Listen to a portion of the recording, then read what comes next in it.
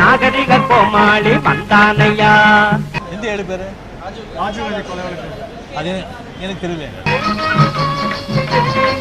அந்த 7 பேர் தெரியாத அளவுக்கு முட்டாள் இல்ல இந்த ரஜினிகாந்த். அந்த 7 பேர் தெரியாத அளவுக்கு முட்டாள் இல்ல இந்த ரஜினிகாந்த். எந்த 7 பேரு?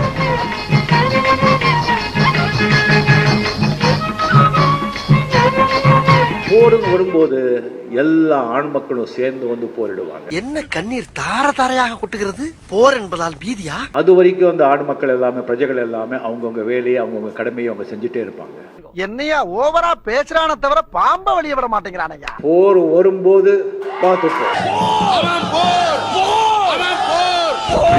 1996 25 வருஷமா ரஜினிகாந்த் அரசியலுக்கு வர்ற அப்படின்னு சொல்லிக்கிட்டே இருக்காங்க. 30 வருஷத்துக்கு முன்னால கல்யாணம் ஆக வேண்டியவ இன்னும் கோலம் போட்டுக்கிட்டு இருக்கான். நான் முதல்ல வந்து அரசியலுக்கு வர்றேன்னு சொன்னது 2017 டிசம்பர் 31 அன்னைக்கு தான் நான் சொன்னது. அதுக்கு முன்னாலே நான் அரசியலுக்கு வர்றேன் அப்படின்னு சொன்னதே கிடையாது. சிஸ்டம் கெட்டு போயிருக்கு.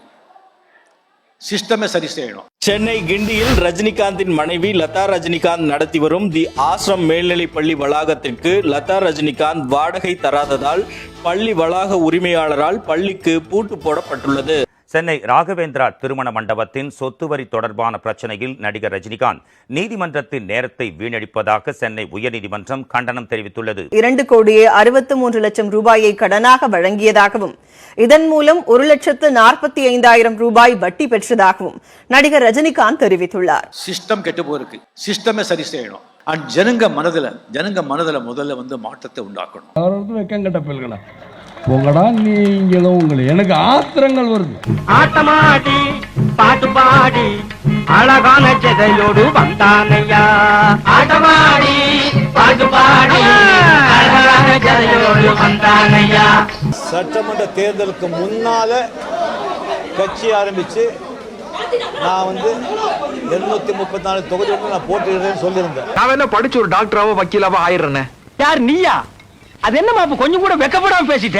தமிழ்நாடு முழுவதும் வந்து நான் வந்து சுற்றுப்பயணம் செய்யலாம்னு இருந்தேன். ஆனா இந்த கொரோனாவில் வந்து அது வந்து என்னால செய்ய முடியல. அப்படியே அறுத்து தள்ளிட்டாலும் என்ன இடிச்சவா நினைச்சிட்டியா இல்ல பைத்தியக்காரன் நினைச்சிட்டியா? ஒரு அரசியல் மாற்றம் ரொம்ப கட்டாயம். அது காலத்தின் தேவை. மோட்டார விட்டுறங்கி வந்தானையா. முன்குடுமே சேவிக்கிட்டு வந்தானையா. ராட்டினம் போல் சுழந்து வந்தானையா. நம்ம ராஜ்யத்தை சுத்தி பார்த்து வந்தானையா. ஒரு அரசியல் மாற்றம் இப்ப வந்து நடந்தே ஆகணும். காலையில இருந்து இதே தான் சொல்லிட்டு இருக்க. பாம்ப வெளிவிடையா பாப்போம். இப்ப இல்லைன்னா அது எப்பவுமே கிடையாது. மாத்தணும், எல்லாத்தையும் மாத்தணும். என்றால் நீ ரொம்ப தைரியசாலிப்பா. இந்த ஓட்ட கண்ணாடி போட்டு எப்படி துணிஞ்சு முன்னாடி நிக்கிறியோ? வெற்றி அடைஞ்சாலும் அது உங்களுடைய வெற்றி, மக்களுடைய வெற்றி. அதை தோல்வி அடைஞ்சாலும் அது மக்களுடைய தோல்வி. வட்டமெல்லாம் போட்டு ஒரு குறுகிய வட்டத்துக்குள்ள நான் உன்னை அடைக்க விரும்பல. காசெல்லாம் மேல போடுறேன். உனக்கு எவ்வளவு வேணுமோ அவளையும் மேலே எடுத்துக்க. நீ பார்த்து கீழே போடுறத நான் எடுத்துக்கிறேன். ஜனங்க நீங்க முடிவு பண்ணணும்.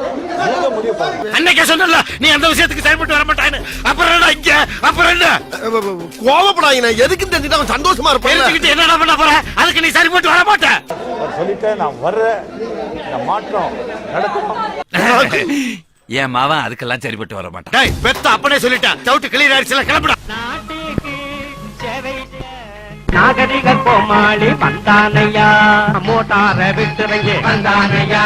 முன்குடுமே சேவிக்கிட்டு வந்தானையா. நல்ல ராட்டினம் போல் சுழந்து வந்தானையா. நம்ம ராஜ்யத்தை சுத்தி பார்த்து வந்தானையா. தச்சோம் கிழிச்சோம் சரிகை வெம்பட்டு எம்பட்டு கிழிஞ்சது போ.